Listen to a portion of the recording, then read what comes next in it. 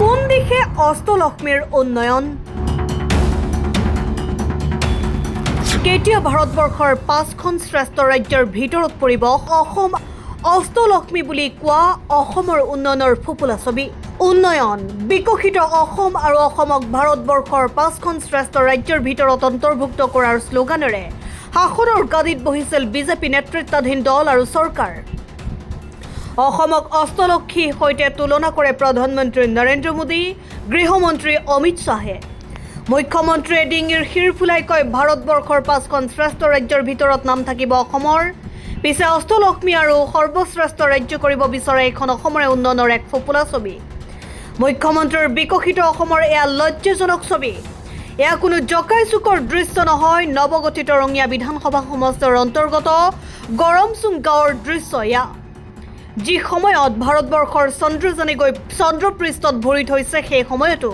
এইখন বিকশিত অসমৰ কণ কণ ছাত্ৰ ছাত্ৰীৰ জীৱনৰ আদিপাঠ শিকাৰ একমাত্ৰ সম্বল এইখন টুলুঙা নাও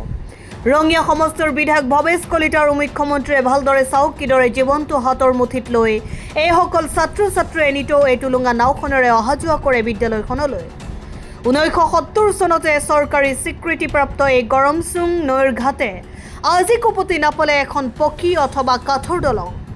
যাৰ বাবে অঞ্চলটোৰ ৰাইজৰ মাজত সৃষ্টি হৈছে প্ৰতিক্ৰিয়াৰ এই দুৰ্ভগীয়া ছাত্ৰ ছাত্ৰীসকলৰ মুখ্যমন্ত্ৰী মামালৈ জনাইছে আহ্বান মামা আমাক এখন দলং লাগে আমাক এখন দলঙৰ ব্যৱস্থা কৰি দিয়ক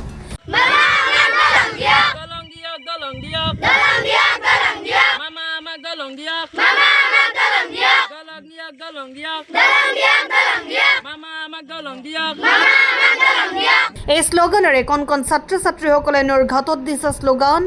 যি সময়ত চৰকাৰে হিতাধিকাৰীৰ সৃষ্টি কৰি ব্যয় কৰি ৰাজকোষৰ কোটি কোটি টকা খৰচ কৰিছে তেনে সময়তে এইসকল ছাত্ৰ ছাত্ৰীৰ বাবে চিন্তা কৰিবলৈ সময় হ'বনে বিধায়ক ভৱেশ কলিতা কিংবা মুখ্যমন্ত্ৰী হিমন্ত বিশ্ব শৰ্মাৰ আটাইকেইটা নিউজ চেনেলকে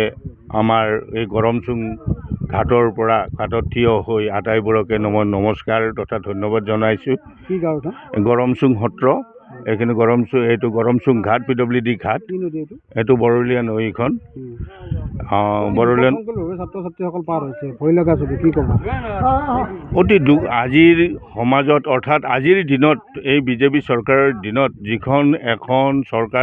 চৰকাৰে দাবী কৰে আমি সমস্ত কাম কৰি আছোঁ সমস্ত ধৰণৰ উন্নয়ন কৰিছোঁ তাৰ বিপৰীতে আজি আপোনালোকে নিশ্চয় নিউজটো কৰিলে দেখা পালে যে তেওঁলোকৰ উন্নয়নৰ ইয়েটো কেনেকুৱা ধৰণৰ আজি কেইবাদিনো ধৰি আমি কেইবাবছৰো ধৰি তেখেতসকলক আমি স্থানীয় ৰাইজে মিলি কেইবাবাৰো অনুৰোধ জনালোঁ ইয়াত এখন পকী দলঙৰ ব্যৱস্থা কৰি দিয়ক আমি ভৱেশ কলিতা মহোদয়ক অনুৰোধ জনালোঁ MP-ক অনুৰোধ জনালোঁ কিন্তু তেতিয়া কুইনোজাক অনুৰোধ দিলোঁ সুমন হৰিপ্ৰিয়া তেতিয়া MLA আছিল এতিয়া আমাৰ নতুন সমষ্টি হোৱাৰ পাছত ভৱেশ কলিতাৰ এৰিয়াত আমি সোমাইছোঁ গতিকে তেখেতকো আমি বাৰ অনুৰোধ জনাই আছোঁ কোনো ধৰণৰ আজিলৈ গুৰুত্ব দেখা নাপালোঁ বা কোনো ইঞ্জিনিয়াৰ ইয়াত আহিব ভৰিত বোকা লাগিব তেখেতসকলক লাগে পকী ৰাস্তাৰ ওপৰত গাড়ীত ঘূৰিবৰ কাৰণে য'ত পইচা ইনকাম হয় তাতহে যাব তেখেতসকল ইয়াত যদি এটা পইচাও নাপাব গতিকে ইয়াত কিয় আহিব ইঞ্জিনিয়াৰৰ লগত তেখেতক আজি 3 দিন আগত মই টেলিফোন যোগে কি নাম আছিলে তেখেতৰ চাম কাকতি আছিলে তেখেতৰ নামটো তেখেতৰ লগত মই যোগাযোগ কৰিলোঁ ফোন যোগে কুশল কাকতিৰ লগত মই যোগাযোগ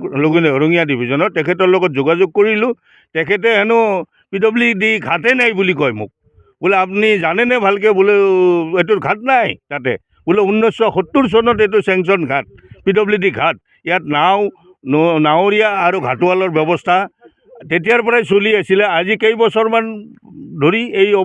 দুৰৱস্থা হৈছে যে না ঘাটোৱাল দিছে না নাও দিছে না দলং এখন কৰিছে সৰ্বনাশ মানে তেখেতসকলৰ কি হ'ব তেখেতসকলৰতো একো নহয় তেখেতসকলৰ ল'ৰা ছোৱালী সুন্দৰ স্কুলত পঢ়ে দামী স্কুলত পঢ়ে ইয়াৰ গাঁৱৰ স্কুলতো আৰু আপোনালোকে নিজে জানে ক'ত পঢ়িব তেওঁলোকক এই নাওখনৰ ব্যৱস্থা নাছিলে আজি 4-5 দিন আগত ইয়াৰে স্থানীয় লোক এজনৰ নাও এইখন তেখেতক মই ব্যক্তিগতভাৱে পইচা দিম বুলি কৈছোঁ যে পইচা অলপ দিম নাওখন চলাই ছাত্ৰ ছাত্ৰীখিনি যাতে স্কুল ক্ষতি নাযায় তাৰ ব্যৱস্থাটো কৰি দিয়াৰ কাৰণে অনুৰোধ জনাইছিলোঁ তেওঁ বেচেৰাই ঠিক আছে বুলি কৈ নাওখন তেওঁ দিছে আজি 2 দিনমানৰ কাৰণে জানো আৰু দুখ লগা বিষয়টো হৈছে যে অসম চৰকাৰখনে তেওঁলোকে কয়, দাম্ভিক মুখ্যমন্ত্ৰীগৰাকীয়ে কয় যে অসমৰ ভাৰতবৰ্ষৰ 5খন শ্ৰেষ্ঠ ৰাজ্যৰ ভিতৰত অসমকো তেওঁলোকে 5 নম্বৰত কৰিব বিচাৰিছে। এতিয়া আমাৰ মূল বিষয়টো হৈছে, মূল প্ৰশ্নটো হৈছে আচলতে উন্নয়নৰ ফালৰ পৰা তেওঁলোকে 5খনৰ ভিতৰত কৰিব বিচাৰিছে নে উন্নয়নৰ ফলা স্বৰূপটোৰ ভিতৰত 5খন ৰাজ্যৰ ভিতৰত তেওঁলোকে কৰিব বিচাৰিছে। আমি স্পষ্টভাৱে ছাত্ৰ সন্থাৰ মজিয়াৰ পৰা ধিক্কাৰ জনাইছোঁ, স্পষ্টভাৱে ক'ব বিচাৰিছোঁ যে পাঠদান গ্ৰহণ কৰাই ছাত্ৰ ছাত্ৰীসকল, কণ ছাত্ৰ ছাত্ৰীসকলক জীৱনক লৈ হেতালি খেলা, টুলুঙা নাৱত উঠি এইফালৰ পৰা বিদ্যালয়খনত তেওঁলোকে পাঠ গ্ৰহণ কৰা, যি ধৰণৰ তেওঁলোকে এটা বিপদসংকুলভাৱে তেওঁলোকে যাত্ৰা আগবঢ়াই আছে, তাক আমি ক'ব বিচাৰিছোঁ যে অনতি পলমে ৰাজ্য চৰকাৰখনে ইয়াৰ ওপৰত এটা ব্যৱস্থা গ্ৰহণ কৰিব পাৰে। ইয়াৰ পৰা এটা স্পষ্টভাৱে ক'ব বিচাৰিছোঁ যে নতুনকৈ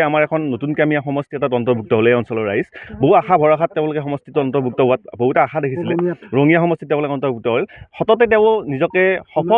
সফল বিধায়ক হিচাপে প্ৰতিগণিত কৰিব বিচাৰিছে। সন্মানীয় ভৱেশ কলিতা ডাঙৰীয়াই বিধায়কগৰাকীয়ে তেওঁ সততে কয় যে মই সফল,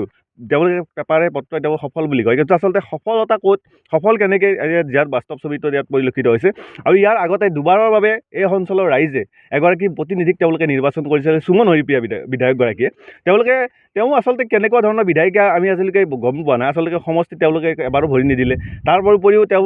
বিভিন্ন ধৰণৰ ধেমালীয়া সুৰত কথা কৈ ৰাইজৰ ওচৰত তেওঁলোকে বাবা ল'ব খোজে। আচলতে ৰাইজে তেওঁক যে ৰাইজে ওচৰত বাবা ল'ব বিচাৰে বিভিন্ন ধৰণৰ উভোৱা ভৰা কথাৰে আমি ধিক্কাৰ জনাইছোঁ। সেইগৰাকীতো একেবাৰে অসমৰ প্ৰতিগৰাকী বিধায়কতকৈ একেবাৰে ব্যৰ্থ বিধায়ক, অসমৰ এগৰাকী ব্যৰ্থ বিধায়ক বুলি আমি বিধায়িকা বুলি আমি তেখেতক আমি ক'ব বিচাৰিছোঁ। আৰু তাৰ লগে লগে ভৱেশ কলিতা ডাঙৰীয়াকো আমি স্পষ্টভাৱে ক'ব বিচাৰিছোঁ, আমি এতিয়াই গম পালোঁ যে ইঞ্জিনিয়াৰগৰাকী বোলে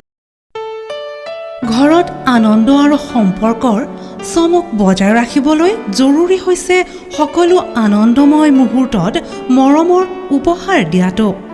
সেইবাবে মধুশ্ৰী জুৱেলাৰ্ছে আনিছে সকলো ৰঙীন ক্ষণৰ বাবে বিশেষ গহনা। হীৰাৰে হওক, সোণৰে হওক বা ৰূপৰে হওক, শ্ৰেষ্ঠ ডিজাইনছ আৰু হলমাৰ্কযুক্ত গহনাই ৰাখে সম্পৰ্কক নিখুঁত। তেনেহ'লে আজিয়ে আনক আনন্দ মধুশ্ৰী জুৱেলাৰ্ছৰ সৈতে। যোগাযোগ কৰক 7002800341 নাইবা ভিজিট কৰক LNB ৰোড, নলবাৰী, অসম।